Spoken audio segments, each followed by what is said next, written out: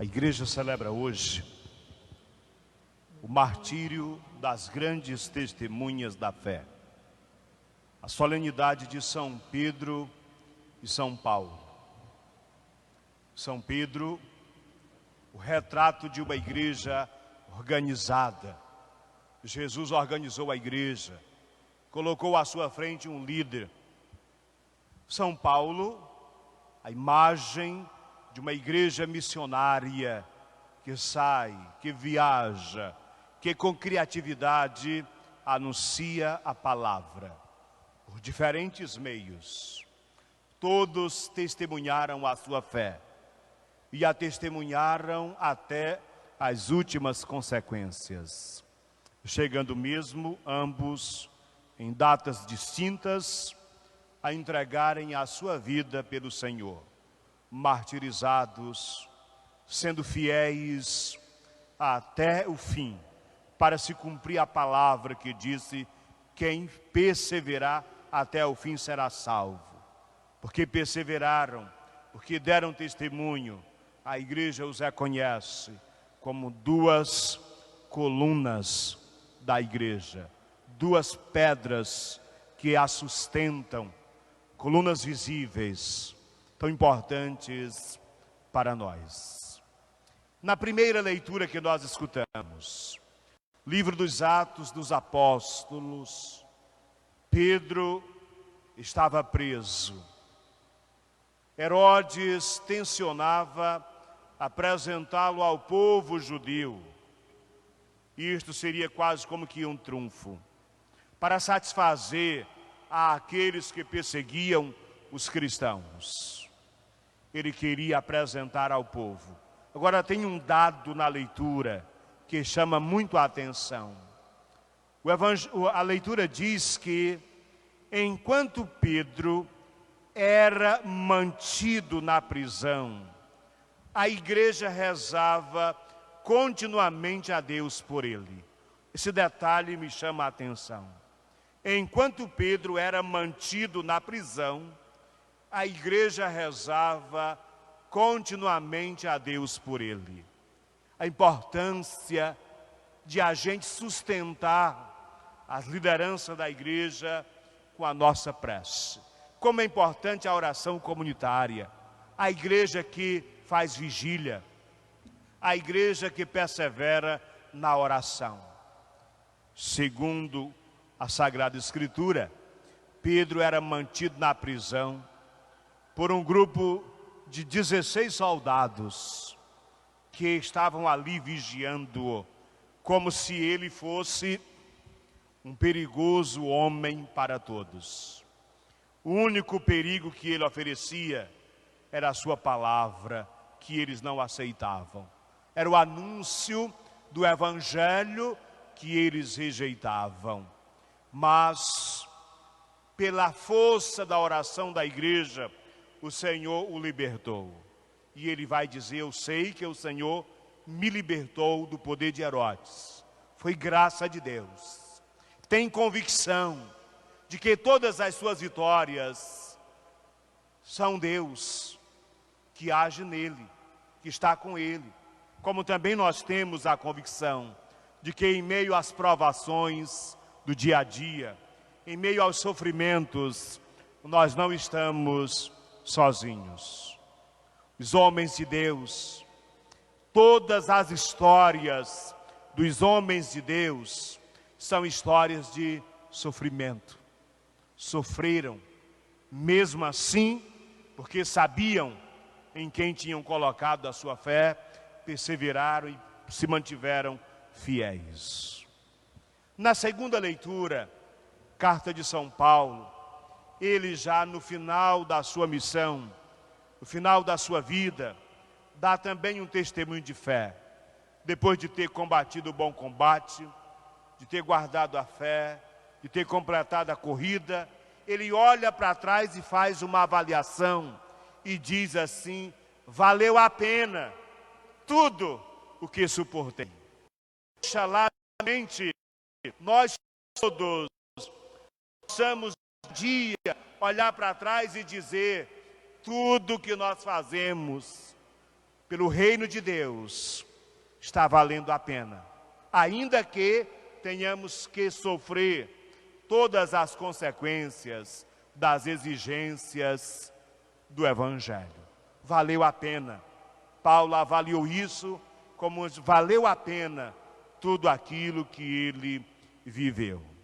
Quando a gente conversa com um padre idoso, a gente escuta histórias, essas histórias nos animam a gente dizer, então vale a pena, então vamos para frente.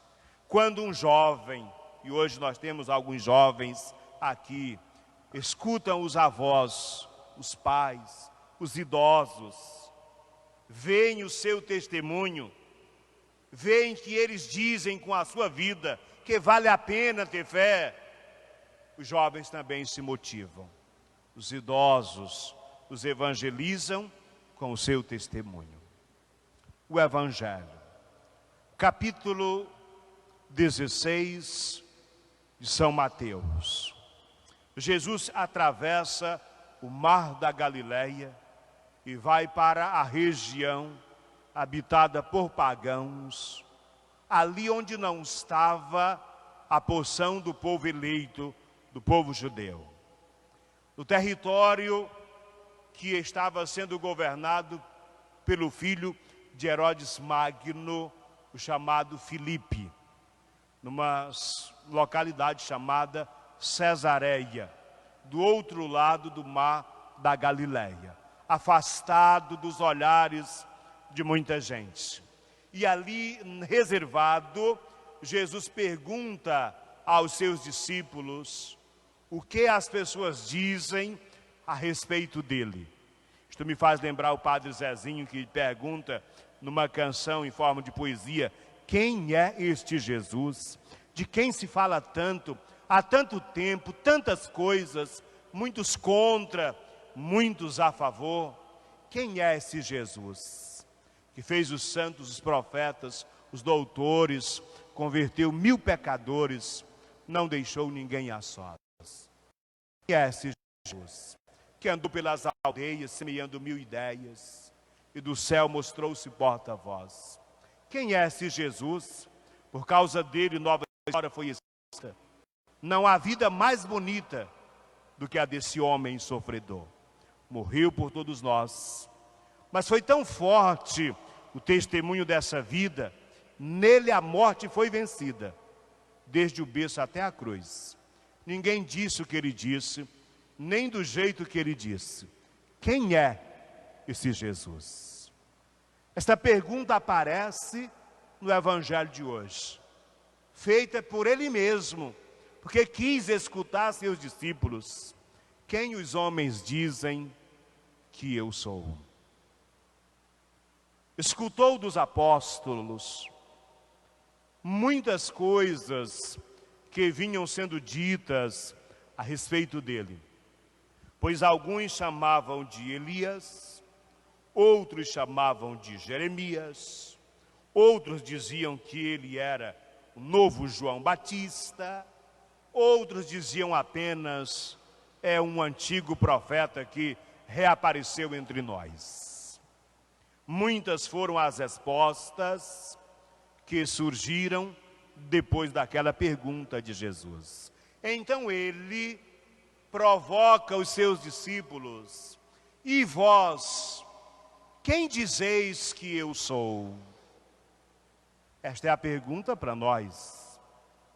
Nós escutamos por vários meios falar de Jesus.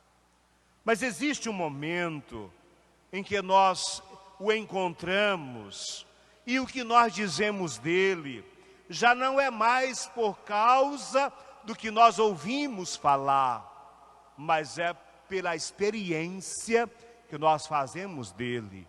E aqui cada pessoa faz uma experiência diferente. Quem é Jesus para você? Quem é Jesus para você durante esse tempo que a gente não se encontrava? Quem é Jesus na sua vida? Pedro, certamente depois de um silêncio e troca de olhares, pois quando se faz uma pergunta como essa, e vós, quem dizeis que eu sou? Quem é que falaria? Pedro disse, tu és o Messias, o Cristo, o Filho do Deus vivo. A profundidade dessa resposta. Afinal de contas, Pedro está reconhecendo que Jesus é aquele em quem se realizam todas as promessas antigas. O povo vivia esperando o Messias, o Cristo, o Filho do Deus vivo. E Pedro diz, é Ele. Nós estamos descobrindo, e estavam descobrindo por graça, por uma revelação. No capítulo 11 do Evangelho segundo São Mateus, Jesus disse, ninguém conhece o Pai, assim como ninguém conhece o Filho. Só o Filho conhece o Pai, só o Pai conhece o Filho, e aquele a quem Ele quiser revelar. De maneira que nós chegamos ao conhecimento do Senhor por revelação. É inspiração de Deus. Então Jesus disse, está correto, Pedro. Bem-aventurado és tu, porque não foi um ser humano que te revelou isso, mas o meu Pai que está nos céus. Uma revelação.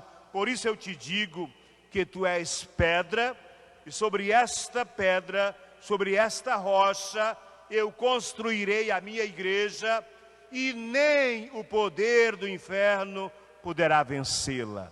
Nem o poder do inferno poderá destruí-la, ainda que ao longo dos anos, os escândalos internos, por causa da fraqueza nossa, tenham abalado a igreja. Ainda que ao longo dos tempos, as perseguições tenham sido muito cruéis, ainda que se a gente olha para a história, os grandes impérios tenham desmoronado, porque a igreja sobrevive há mais de 2000 anos? Porque é de Deus. Porque não é um projeto meramente humano. Não é um projeto apenas de homens, mas é um projeto de Deus. E o poder do inferno não arrasa. Não, porque é de Deus. E porque é de Deus, Ele cuida da igreja. Nem o poder do inferno poderá vencê-la. Nem o poder do inferno poderá derrotá-la, destruí-la. Olha que coisa boa a gente escutar o Evangelho, Jesus nos dando esta segurança, para que nós que estamos na igreja, que somos igreja, que formamos igreja, não pensemos que nós estamos à deriva, sujeitos a todos os perigos, abandonados pelo Senhor. Não, nós enfrentamos tempestades, sofremos, mas nós não estamos sozinhos, porque Ele anda na barca da igreja conosco, está conosco. Uma palavra maravilhosa para que nós reafirmemos a nossa fé no Senhor e o nosso amor para com a igreja. A palavra de hoje. Eu te darei as chaves do reino dos céus. As chaves têm dois simbolismos.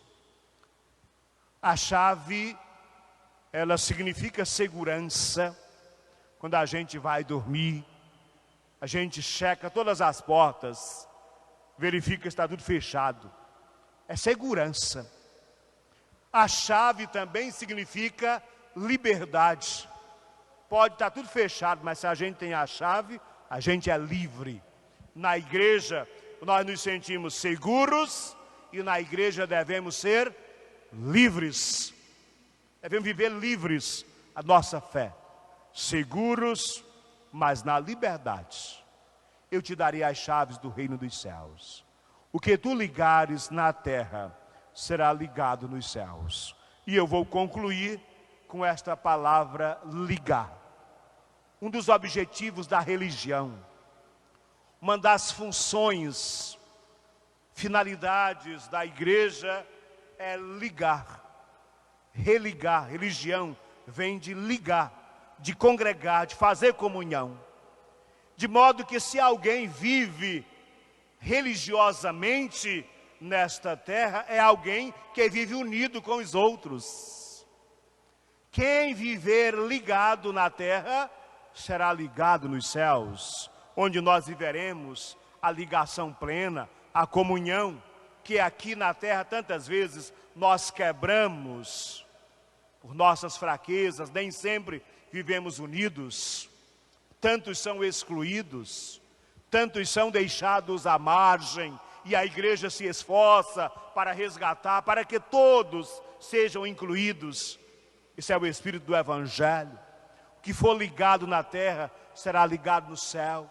Também pela comunhão de fé, quem for ligado, ou seja, quem viver em comunhão na terra, está se preparando para o que nós iremos viver um dia no céu.